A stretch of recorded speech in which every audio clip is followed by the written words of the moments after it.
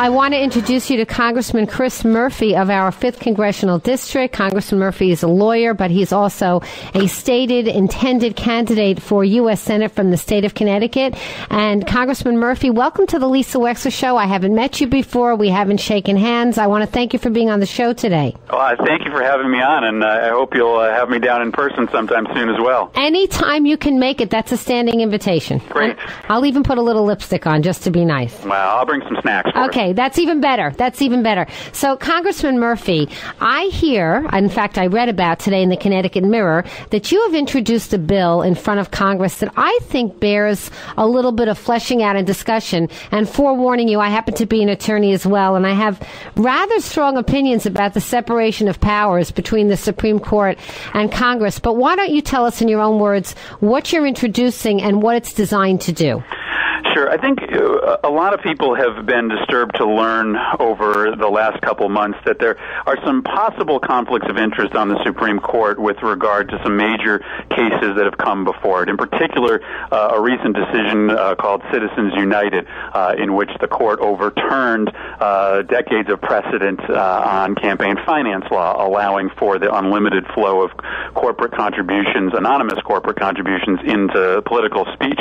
And what we've learned, and frankly the stories have kind of been a little hard to follow, is that at least Justices Scalia and Thomas had potentially been in some kind of contact and maybe coordination with a group of major Republican donors that were strategizing how they could overturn the campaign finance law.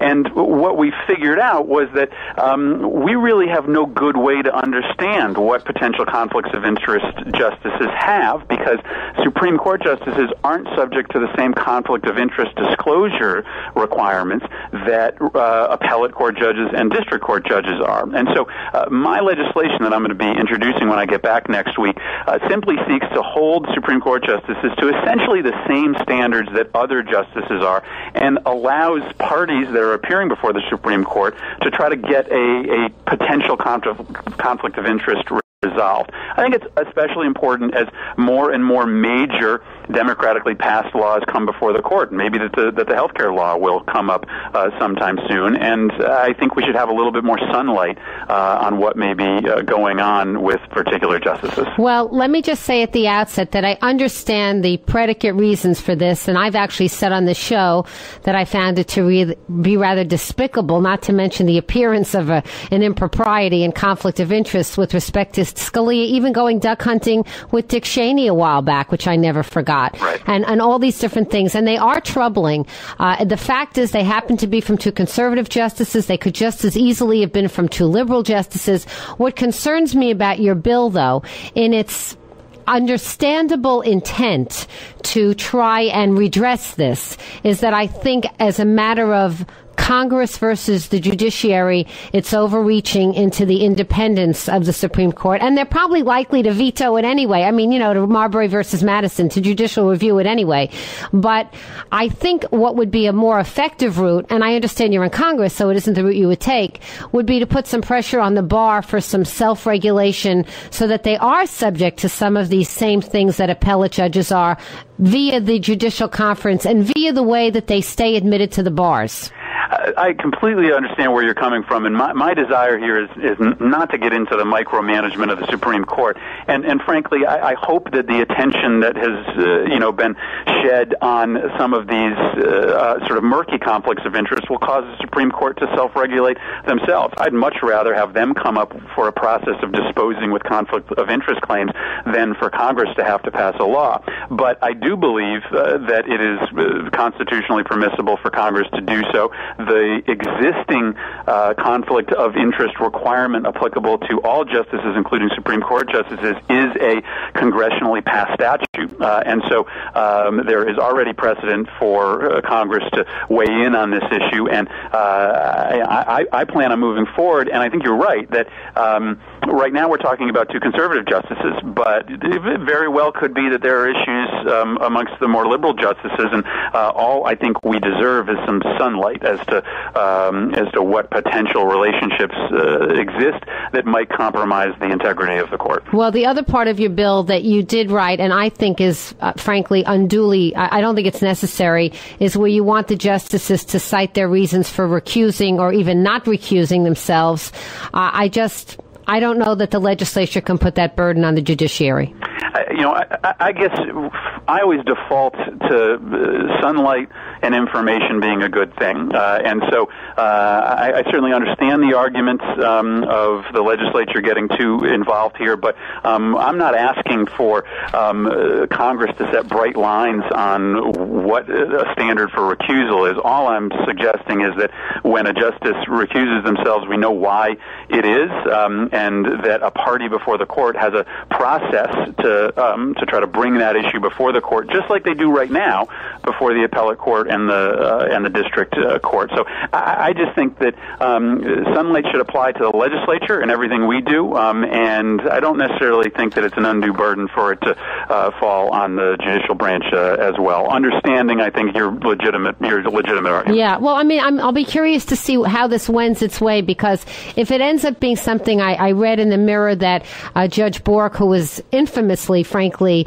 taken off of the eligible Supreme Court justices, as you know, by the Judiciary Committee years ago, he's come out and said it looks like a partisan attack, and if it devolves into that, it's not going to be very good. It's going to not be the point that you want it to be, and so we'll have to see what happens with it. But I thought it was very interesting that you raised it, because frankly, as I go back to saying, I was very troubled myself by Scalia and by Thomas fraternizing with people off campus, so to speak, off company time, and I think it was and is inappropriate of them to do so.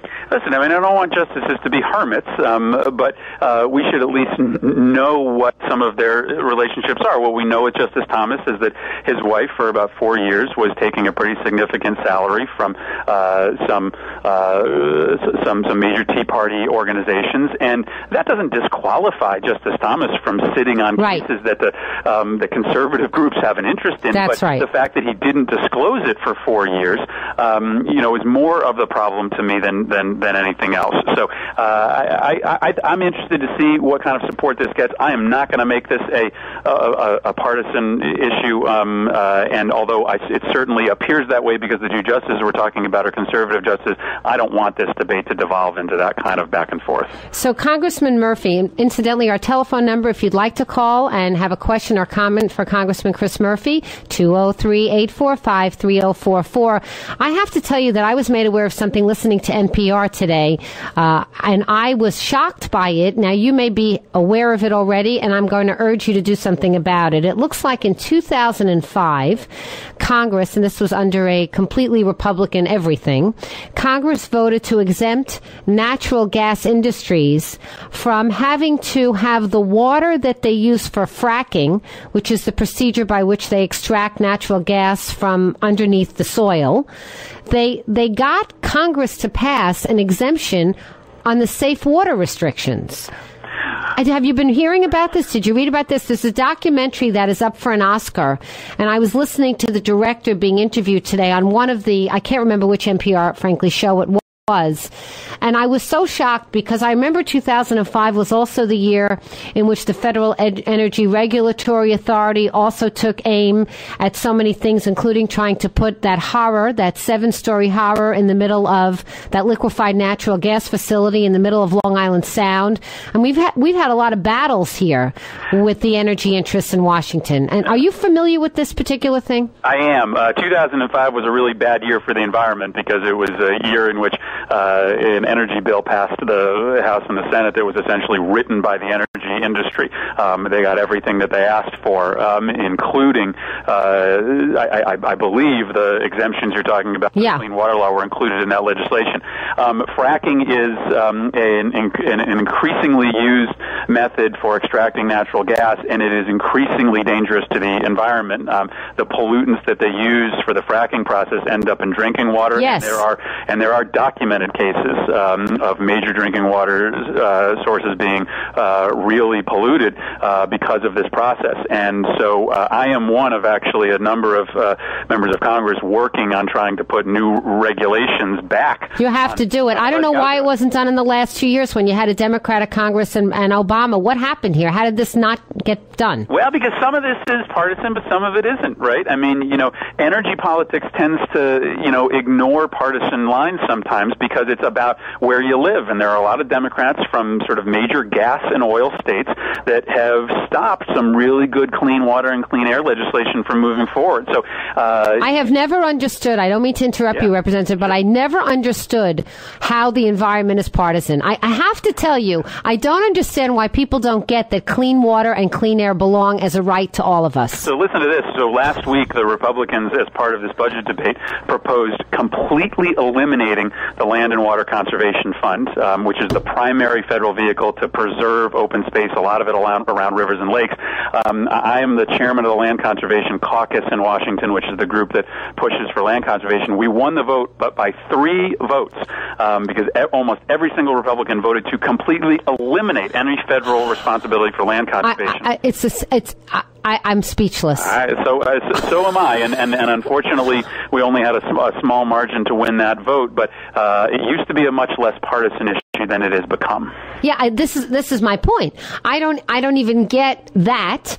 And having said that, you have to try and reinstate this. I was hearing today that no less than 548 poisons are injected into water in order to do fracking. So they take these trillions of gallons of water and they chemicalize them, which basically contaminates any pure water, obviously, in order to do the process to extract natural gas. If that's the cost of getting that fuel, we have to go back to solar, we have to go back to batteries, we have to go back to more energy efficiency and conservation. We can't pollute our water. Well, and listen, you've seen in the disaster in the Gulf what the consequences are, increased deep water drilling. We now are learning more about what the consequences of fracking are. We need some transitional sources to get us to the point that we are dependent on renewable, clean energy sources, but it is just another reason why, frankly, the number one issue for this Congress should be energy reform, because it's about jobs, it's about the environment, it's about national security. I was going to say, it's about political instability. Look what's going on. Yeah, I know. We're fools for turning our back on this, and again, as you mentioned, unfortunately, it's become a partisan issue, because even to my friends who try to deny that global warming exists, I say, listen, I will concede you that ridiculous point. I can come up with a million more reasons, including the safety of your kids, as to why we should be developing renewable energy here at home. It's such a no-brainer that it's pathetic to even be arguing it. And yet we are, unfortunately, more than we used to. Well, Congressman Murphy, I want to thank you for being on the Lisa Wexler